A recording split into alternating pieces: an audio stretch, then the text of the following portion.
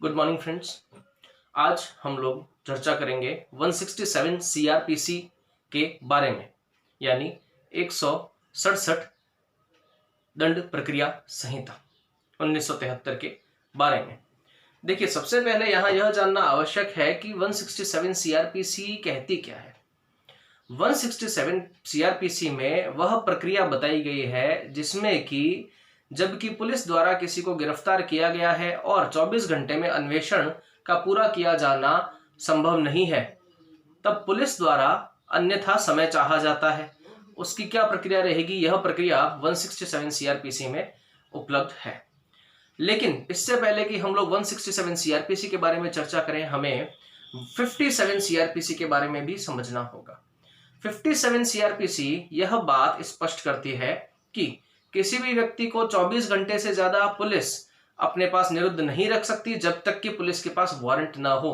बिना वारंट के किसी भी व्यक्ति को गिरफ्तार नहीं किया जा सकता। पर फिर भी यदि पुलिस किसी आपराधिक मामले में अन्वेषण के लिए किसी व्यक्ति को, किसी अभियुक्त को गिरफ्तार करती है, तो उसे 167 सीआरपीसी की प्रक्रिया को पूरा करते हुए ही उसे निरुद्ध रखना होगा। उसके अलावा पुलिस उसे निरुद्ध नहीं रख सकती। अब देखिए, इसकी प्रक्रिया क्या है वह हमें समझनी बहुत आवश्यक है, ताकि यदि किसी दिन पुलिस किसी व्यक्ति को अरेस्ट करती है, तो यदि हमें हमारे अधिकार और हमें वैधानिक उपबंध पता होंगे, तो हमें अपनी जमानत के लिए भी और अन्य प्रक्रिया, न्यायिक प्रक्रियाओं के लिए भी कुछ आसानी रहेगी। देखिए, 167 सीआरपीसी का सब क्लॉज 1 ये कहता है कि कोई भी पुलिस अधिकारी जो कि सब इंस्पेक्टर से निम्न पद का न हो, वह जुडिशियल मैजिस्ट्रेट के पास ऐसे किसी व्यक्ति को जिसे उसने गिरफ्तार किया हो 24 घंटे के भीतर प्रस्तुत करेगा, पेश करेगा, और उस अभियुक्त व्यक्ति के साथ केस डायरी व अन्य अभिलेख भी प्रस्तुत करेगा, तथा अपनी जो भी उसे जितने दिन की रिमांड चाहिए उसका आवेदन मजिस्ट्रेट के समक्ष प्रस्तुत करेगा, जिस पर मजिस्ट्रेट यदि उचित प्रतीत हो तो उसे पुलिस अभिरक्षा में भेज सकता है, जिसे कि हम पुलिस कस्टडी कहते हैं। देखिए, कस्टडी दो तरह की होती है, एक पुलिस कस्टडी और एक जुडिशियल कस्टडी, यानी पुलिस अभिरक्षा और न्यायिक अभिरक्षा। यहां पर प्रथम 15 दिन या कभी 2 दिन, कभी 3 दिन, कभी 4 दिन, कुल मिलाकर 15 दिन, लेकिन 15 दिन से ज्यादा न हो। 15 दिन के भीतर भीतर ही, सिर्फ 15 दिन के लिए ही पुलिस अभिरक्षा में किसी भी व्यक्ति को रखा जा सकता है। उसके बाद में किसी भी व्यक्ति को पुलिस अभिरक्षा में नहीं रखा जा सकता, पुलिस उसका रिमांड नहीं ले सकती, फिर उसे सिर्फ न्यायिक अभिरक्षा में ही रखा जा सकता है। अब यहां पर यह देखना बहुत जरूरी है कि यदि 15 दिन के बाद भी किसी व्यक्ति की रिमांड पुलिस को चाहिए, या अगर पुलिस को लगता है कि उस व्यक्ति को रिलीज नहीं करना चाहिए, जमानत नहीं मिलनी चाहिए और उन्हें अन्वेषण के लिए और अधिक समय चाहिए, अन्वेषण उनका 15 दिन में भी पूरा नहीं हुआ है, चूंकि पुलिस ने अन्वेषण पूरा करने के लिए उस व्यक्ति को निरुद्ध रखा है 15 दिन के लिए, ऑल इन होल, कभी कुछ थोड़े दिन, कभी थोड़े दिन, या एक साथ 15 दिन, लेकिन 15 दिन से ज्यादा की पुलिस अभिरक्षा कभी भी नहीं हो सकती है, नॉट एट ऑल। यहां यह देखना बहुत आवश्यक है कि ये धारा 167 167 सीआरपीसी का सब क्लॉज 2 क्या कहता है। सब क्लॉज 2 के अंदर यह बिल्कुल स्पष्ट रूप से बताया हुआ है कि 15 दिन से अधिक की पुलिस अभिरक्षा न होगी, और जब भी 15 दिन से अधिक की पुलिस अभिरक्षा होगी तो वह 2 प्रकार की होगी, 90 दिन की और 60 दिन की। ये ज्यादा से ज्यादा एक्सटेंड हो सकती है 90 दिन और 60 दिन तक। 90 दिन तक वह 90 डेज के लिए वह अभिरक्षा, वह कस्टडी एक्सटेंड हो सकती है जहां पर 15 दिन की पुलिस कस्टडी हो और बचे हुए 75 दिनों की जुडिशियल कस्टडी हो। दूसरी 60 दिन की, जहां पर 15 दिन की पुलिस कस्टडी हो और बचे हुए 45 दिन की जुडिशियल कस्टडी हो। अब इन दोनों में फर्क क्या है? देखिए, पुलिस कस्टडी के दौरान व्यक्ति पुलिस के लॉकअप में रहता है और जुडिशियल कस्टडी के दौरान व्यक्ति जेल में रहता है। पुलिस कस्टडी के दौरान व्यक्ति पुलिस के हाथों में होता है, पुलिस उससे जैसा चाहे व्यवहार कर सकती है, जैसे चाहे पूछताछ कर सकती है, कई बार लोगों को पुलिस परेशान भी कर लेती है। लेकिन जुडिशियल कस्टडी में किसी भी व्यक्ति से अनावश्यक रूप से बिना मजिस्ट्रेट की अनुमति के, सिर्फ एक्सेप्शनल केसेस में ही मजिस्ट्रेट की अनुमति के साथ ही पूछताछ की जा सकती है, अन्यथा व्यक्ति से पूछताछ कभी भी नहीं की जा सकती है। 15 दिन बाद किसी भी व्यक्ति को न्यायिक अभिरक्षा ही देनी पड़ती है। पुलिस अभिरक्षा 15 दिन से अधिक किसी भी हालात में, किसी भी परिस्थिति में नहीं हो सकते हैं। अब देखिए, 90 और 60 दिन का आपको फर्क समझना होगा। 90 दिन की अभिरक्षा वहां होती है जहां पर जो जुर्म अपराधी द्वारा, अभियुक्त व्यक्ति द्वारा कारित किया गया है, उस जुर्म की सजा यदि मृत्युदंड, आजीवन कारावास या 10 वर्ष और उससे अधिक सजा का हो, वहां पर 90 दिन का कुल अभिरक्षा रहेगी। और यदि इनके अलावा कोई भी मामला है, इनके अलावा कोई भी जुर्म किया हुआ है, तो वहां पर 60 दिन की अभिरक्षा रहेगी, जिसमें से आपको पहले ही बता चुका हूं कि 15 दिन से ज्यादा पुलिस अभिरक्षा नहीं होगी। उसके बाद सिर्फ और सिर्फ न्यायिक अभिरक्षा यानी जुडिशियल कस्टडी यानी जेल में ही व्यक्ति को रखा जाएगा। यहां यह देखना बहुत आवश्यक है कि यदि 90 और 60 दिन क्रमशः इन दोनों के भीतर भी पुलिस द्वारा अन्वेषण पूरा नहीं किया गया, तब क्या होगा? यह एक सामान्य सा संभवतया प्रश्न है। यदि पुलिस द्वारा 90 और 60 दिन क्रमशः, जैसा कि अपराध है उसके हिसाब से, यदि उसमें अन्वेषण पूरा नहीं किया गया हो, चार्जशीट या क्लोजर रिपोर्ट पेश नहीं की गई हो, ऐसी स्थिति में अभियुक्त व्यक्ति को यदि वह जमानत दे देता है, if he furnishes the bail bonds only then, अगर वह व्यक्ति बेल बॉन्ड्स फर्निश नहीं करता है तो उसे जमानत नहीं दी जाएगी। जमानत सिर्फ तब दी जाएगी जबकि वह उपयुक्त जमानत मजिस्ट्रेट के समक्ष प्रस्तुत करे, तभी उसे जमानत प्रदान की जाएगी। अन्यथा उसे जमानत सिर्फ इस वजह से नहीं कि 90 या 60 दिन पूरे हो गए, अन्वेषण पूरी नहीं हुई है, उसे डायरेक्टली बाय डिफॉल्ट ऐसे मिल जाए। बाय डिफॉल्ट मिलती है धारा 167(2) के अंतर्गत, लेकिन जमानत देना जरूरी है, बेल बॉन्ड फर्निश करना जरूरी है, उसके बगैर जमानत नहीं मिलेगी। सीधे ही नहीं है कि कोई भी व्यक्ति का 90 और 60 दिन पूरे हो गए, अन्वेषण पूरा नहीं हुआ और उसे जेल से छोड़ दिया जाएगा, ऐसा नहीं है। उसे बेल बॉन्ड्स को फर्निश करना ही पड़ेगा। यहां यह देखना बहुत जरूरी है फ्रेंड्स कि कभी भी कोई द्वितीय वर्ग मजिस्ट्रेट जो कि हाईकोर्ट द्वारा ऐसे मामलों हेतु सशक्त ना किया गया हो, इस निमित्त सशक्त ना किया गया हो, वह द्वितीय वर्ग मजिस्ट्रेट ऐसे मामलों में निरुद्ध करने की पावर्स नहीं रखता है।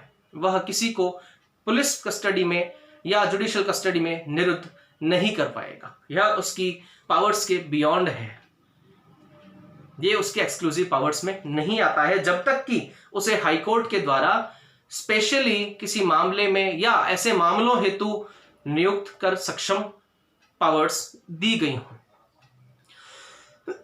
देखिए, यहां पर एक चीज और है। 167 के सब क्लॉज 2 के सब क्लॉज कैपिटल ए में यह स्पष्ट है कि यदि किसी स्थान पर एक पुलिस अधिकारी जो कि सब इंस्पेक्टर से निम्न पंक्ति का न हो, यदि वह किसी ऐसे अपराधी व्यक्ति को अरेस्ट करता है और 24 घंटे में यदि निकटतम न्यायिक मजिस्ट्रेट उपलब्ध न हो, यदि निकटतम न्यायिक मजिस्ट्रेट उपलब्ध न हो, तो वह क्या करेगा? ऐसी स्थिति में ऐसा नहीं है कि भाई पुलिस बहाना दे दे कि न्यायिक मजिस्ट्रेट उपलब्ध नहीं थे, उपलब्ध नहीं होने के कारण हम लोग इस व्यक्ति को 24 घंटे से ज्यादा निरुद्ध रख रहे हैं। ऐसा नहीं है।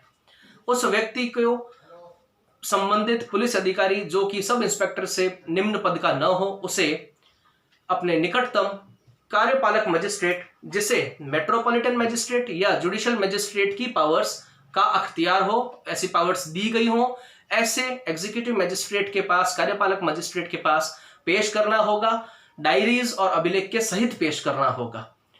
यहां यह देखना आवश्यक है कि एग्जीक्यूटिव मजिस्ट्रेट जो कि कार्यपालक मजिस्ट्रेट होता है, जिसके पास ऐसे महानगरीय मजिस्ट्रेट या फिर जुडिशियल मजिस्ट्रेट की पावर्स हों, उसके समक्ष पेश किया जाएगा, अभिलेख और डायरी के साथ पेश किया जाएगा। लेकिन ऐसा एग्जीक्यूटिव मजिस्ट्रेट 7 दिन से ज्यादा की पुलिस अभिरक्षा नहीं दे पाएगा। ज्यादा से ज्यादा 7 दिन, 8वां दिन भी वह नहीं दे सकता। और 7 दिन की अवधि में यदि अन्वेषण पूरा नहीं होता है तो ऐसी स्थिति में उस अपराधी व्यक्ति को जमानत पर रिहा किया जाएगा, यदि वह ऐसी बेल बॉन्ड्स, ऐसी जमानत फर्निश करता है तो। लेकिन यदि किसी सक्षम मैजिस्ट्रेट ने इस अवधि से पूर्व कोई ऐसा आदेश पारित कर दिया हो कि ऐसे व्यक्ति को निरुद्ध रखा जाए, इसे रिहा न किया जाए, तो एग्जीक्यूटिव मैजिस्ट्रेट उक्त जमानत नहीं ले पाएगा। यहां यह देखना बहुत जरूरी है कि 7 दिन पूरे होने के बाद कोई यह न समझे कि यदि अन्वेषण पूरा नहीं हुआ है, एग्जीक्यूटिव मैजिस्ट्रेट ने 7 दिन के लिए पुलिस अभिरक्षा में निरुद्ध किया है, तो वह व्यक्ति जमानत पा लेगा। ऐसा नहीं है। इसके लिए जरूरी है कि किसी अन्य सक्षम मजिस्ट्रेट ने उक्त प्रकरण के मामले के बराबर की धाराओं के लिए जो भी मजिस्ट्रेट सक्षम हो सुनवाई के लिए, विचारण के लिए, ऐसे सक्षम मजिस्ट्रेट ने कोई ऐसा ऑर्डर पास न किया हो कि इसे निरुद्ध रखा जाए और इसे रिहा न किया जाए। अगर उसके निरुद्ध करने का ऑर्डर, आदेश किसी ऐसे सक्षम मजिस्ट्रेट ने पास किया है उस अवधि के दौरान या उसके जस्ट बाद उसकी जमानत लेने से पहले तक, तो उसे जमानत नहीं दे पाएगा कार्यपालक मैजिस्ट्रेट। 7 दिन की अवधि पूरी होने के बाद अपने निकटतम जुडिशियल मैजिस्ट्रेट यानी न्यायिक मजिस्ट्रेट के पास उक्त एग्जीक्यूटिव मैजिस्ट्रेट को डायरी व अभिलेख सहित मुलजिम को उपस्थित करना होगा। इस पर आगे की कार्यवाही जो भी निकटतम जुडिशियल मैजिस्ट्रेट है वही करेंगे। एग्जीक्यूटिव मैजिस्ट्रेट, कार्यपालक मैजिस्ट्रेट 7 दिवस के बाद किसी कार्यवाही को करने हेतु सक्षम नहीं होंगे। वे सिर्फ उक्त समय के लिए होते हैं जबकि एक बारगी न्यायिक मजिस्ट्रेट कहीं पर उपलब्ध न हो। यह समझना बहुत जरूरी है कि उनके हाथ में सिर्फ 7 दिन तक निरुद्ध करने की पावर्स है, इसके अलावा नहीं है। यहां मित्रों यह समझना बहुत जरूरी है कि यदि किसी न्यायिक मजिस्ट्रेट को ऐसा महसूस होता है कि उक्त व्यक्ति को निरुद्ध करना अनावश्यक होगा, अनुचित होगा, उसे निरुद्ध नहीं किया जाए, परंतु उस न्यायिक मजिस्ट्रेट के पास ऐसी पावर्स नहीं हो कि वह उक्त मामले का विचारण करने या उक्त मामले को सुपुर्द करने की पावर्स रखता हो, तो उसे उक्त मामले के विचारण हेतु जो मैजिस्ट्रेट सक्षम है उसके पास उक्त पत्रावली, उक्त डायरी और मुलजिम को अपनी इस टिप्पणी के साथ कि भाई इसे निरुद्ध रखना अनावश्यक है, निरुद्ध ना रखा जाए, आगे प्रेषित किया जाएगा। इस पर निर्णय उक्त सक्षम मजिस्ट्रेट ही ले पाएगा जो कि उक्त मामले के विचारण हेतु या विचारण हेतु के सुपुर्द करने हेतु सक्षम है।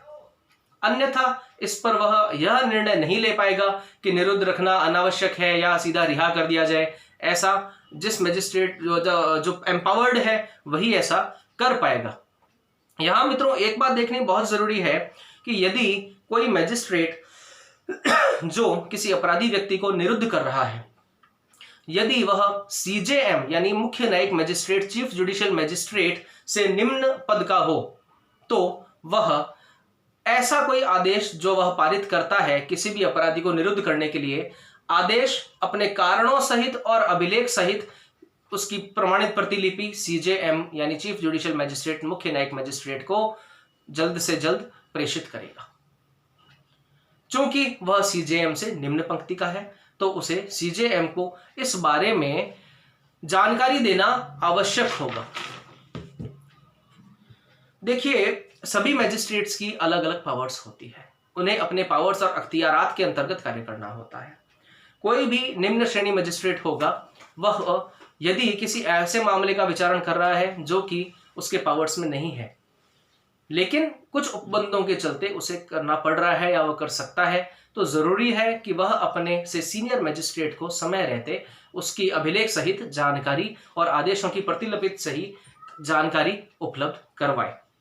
देखिए यहां यह देखना बहुत जरूरी है कि यदि कोई मामला ऐसा हो जो सम्मन मामले की तरह विचारणीय हो, जो सम्मन मामले की तरह, सम्मन केसेस की तरह विचारणीय हो, वहां पर अभियुक्त को गिरफ्तार करने के 6 माह भीतर यदि अन्वेषण पूरा नहीं होगा, विद इन 6 मंथ्स अगर इन्वेस्टिगेशन कंप्लीट नहीं होती है, तो मैजिस्ट्रेट अन्वेषण यानी फर्दर इन्वेस्टिगेशन, आगे और इन्वेस्टिगेशन करने के लिए, रोकने के लिए आदेश लगा सकता है। वह कह सकता है कि 6 माह में यदि जांच एजेंसी यानी पुलिस ने अन्वेषण पूरा नहीं किया है तो अब आगे और अन्वेषण करने की आवश्यकता नहीं है, उसे रोकने के लिए वह आदेश दे सकता है, यह उसकी पावर्स है।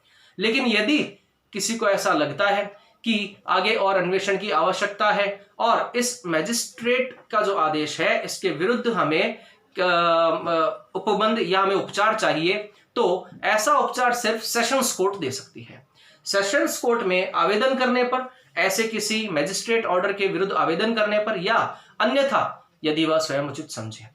तो वह ऐसा सेशंस कोर्ट ऐसा आदेश कर सकती है कि जांच को और आगे जारी रखा जाए और मैजिस्ट्रेट के आदेश को निरस्त सेशंस कोर्ट ही कर सकती है। Sessions court is empowered for this. They can dismiss any order of the magistrate court. None other court can interfere in this. That is a set rule. The laws have been totally set in India. They are the codified laws in India. So we shall understand that when there is a codified law, everything shall just go according to the law only. The courts can also hear according to the law only, not beyond that or besides that, not on the upper limit, not also on the lower limit. They have to do the work in the prescribed manner only and not in any other of the manners. यहां देखिए दोस्तों, एक चीज समझना बहुत ज्यादा जरूरी है कि यदि जांच अधिकारी, गौर फरमाइएगा, यदि जांच अधिकारी कोई अधीनस्थ अधिकारी हो, यानी खुद थानाधिकारी या भार साधक अधिकारी ना हो पुलिस थाने का, तो वह ऐसी जांच पूरी करने के बाद जांच का जो भी परिणाम आएगा, यानी जो कंक्लूजन आएगा, वह थानाधिकारी यानी जो भार साधक अधिकारी है थाने का, एसएचओ है, उसके समक्ष प्रस्तुत करेगा। यह उसका विधिक दायित्व है, यह उसे करना होगा, जो कि सीआरपीसी के सेक्शन 167 में बहुत अच्छे से वर्णित है।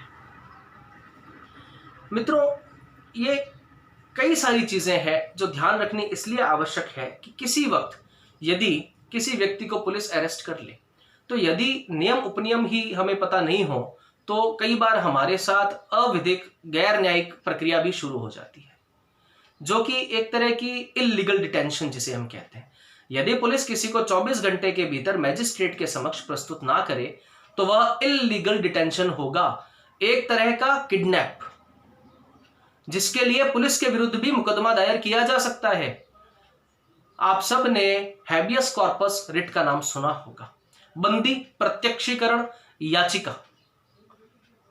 यह याचिका तब लगती है जब ऐसे कोई मामले होते हैं। यदि पुलिस किसी को 24 घंटे तक गिरफ्तार करके रखे और 24 घंटे के भीतर या 24 घंटे बीत जाने तक भी किसी व्यक्ति को संबंधित न्यायालय के समक्ष, निकटतम न्यायिक मजिस्ट्रेट के समक्ष प्रस्तुत कर निरुद्ध करने का आदेश लिखित में प्राप्त न कर ले, तो ऐसा डिटेंशन, ऐसा गिरफ्तारी जो है ऐसी, वह पूरी तरह से गैर विधिक होगी, गैर कानूनी होगी, जिसके लिए माननीय उच्च न्यायालय में हैबियस कॉर्पस रिट लगाई जा सकती है ऐसे व्यक्ति की खोजबीन के लिए, जिसे हिंदी में बंदी प्रत्यक्षीकरण याचिका भी कहते हैं।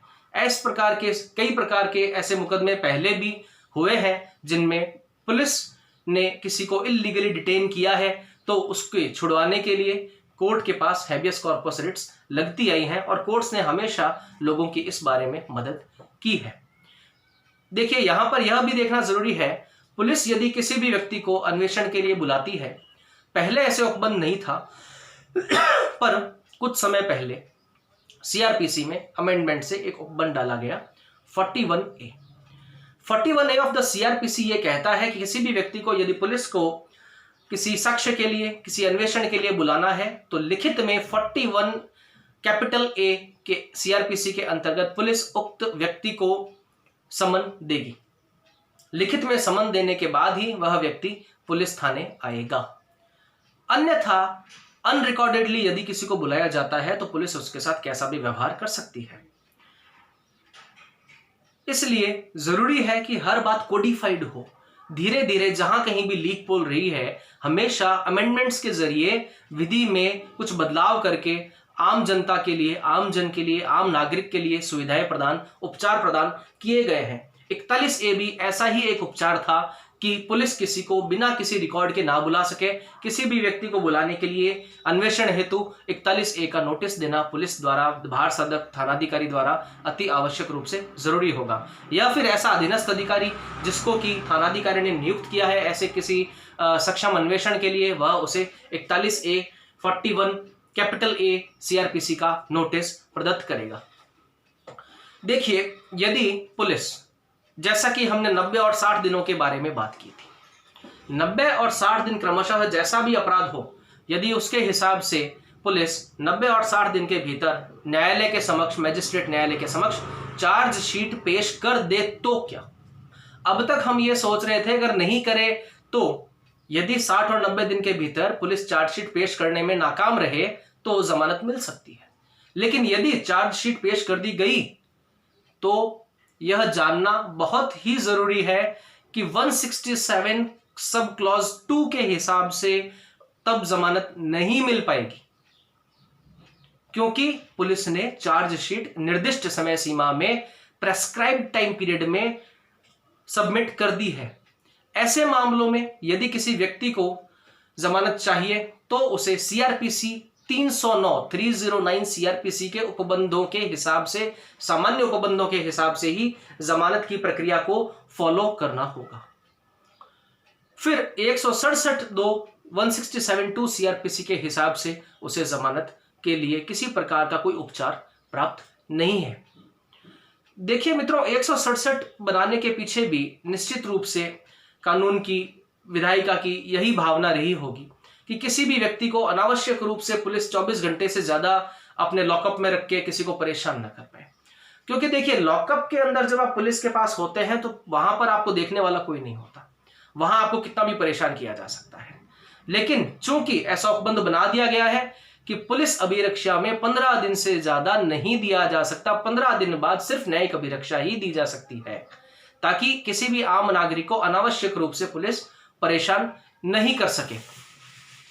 इसलिए ऐसे उपबंध बनाए गए हैं, यह आपका विधिक अधिकार है।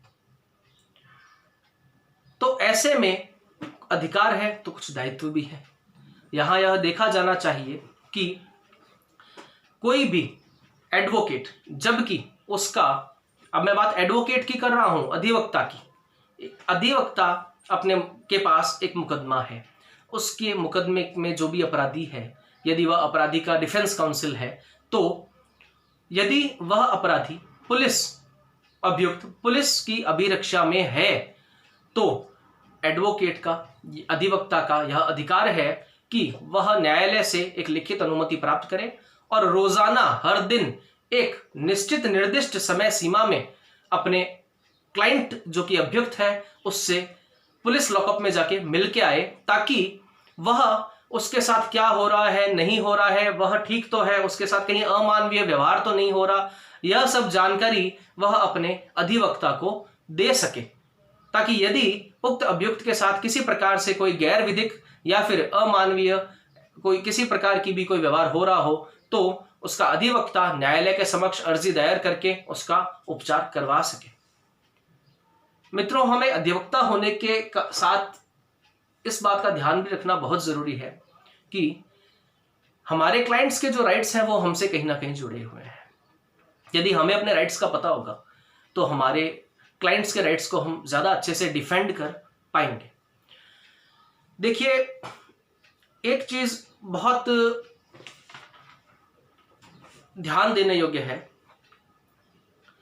जनरली लोग कई बार मैसअप कर लेते हैं, कंफ्यूज हो जाते हैं पुलिस कस्टडी और जुडिशियल कस्टडी के बारे में। देखिए, पुलिस कस्टडी वह है जब आप पुलिस थाने में वहां के लॉकअप में हो, जुडिशियल कस्टडी वह है जब आप जेल में हो। पुलिस कस्टडी में आप एक थानाधिकारी के हाथों में होते हो, उसके अधिकार क्षेत्र में होते हो, लेकिन जुडिशियल कस्टडी में आप मैजिस्ट्रेट के, यानी आप कोर्ट की अभिरक्षा में होते हो, जेल में होते हो। पुलिस अभिरक्षा में आपसे किसी प्रकार की कैसी भी पूछताछ किसी भी तरीके से की जा सकती है, आपके साथ कई बार मिसबिहेव भी किया जा सकता है। लेकिन जुडिशियल कस्टडी में मैजिस्ट्रेट की अनुमति के बगैर आपसे किसी प्रकार की कोई पूछताछ किसी भी रूप में नहीं की जा सकती, not even in exceptional cases. Magistrate की अनुमति के बगैर it is not possible at all. आप ज्यादा सेफ होते हो न्यायिक अभिरक्षा में, क्योंकि वहां पर आपको कोर्ट की सेफ गार्ड्स, प्रोटेक्शन मिल जाती है, जो कि पुलिस थाने में नहीं मिल पाती है। तो मित्रों, ये चीजें समय पर समझ लेनी बहुत जरूरी है, अन्यथा कई बार समस्याएं उत्पन्न होती है और हम लोगों को हमारे विधिक उपचार मालूम ही नहीं होते हैं। मित्रों, एक चीज ध्यान रखनी बहुत जरूरी है, यह छोटी छोटी जो धाराएं हैं, छोटी छोटी सी कानूनी चीजें हैं, लेकिन इनकी पेचीदगियां बहुत बड़ी है। अगर हम शुरू से इन सब चीजों का बहुत अच्छे से ध्यान रखें तो हमारे लिए भी, हमारे क्लाइंट्स के लिए भी यह बहुत उपयोगी होता है। क्योंकि एकदम से कोई केस आता है और हम सोचें उस वक्त हम उस चीज के लिए प्रिपेयर कर ले, that is practically not possible. We have to prepare right from the start. So friends, आज हम लोगों ने 167 सीआरपीसी के बारे में आप सबसे चर्चा की।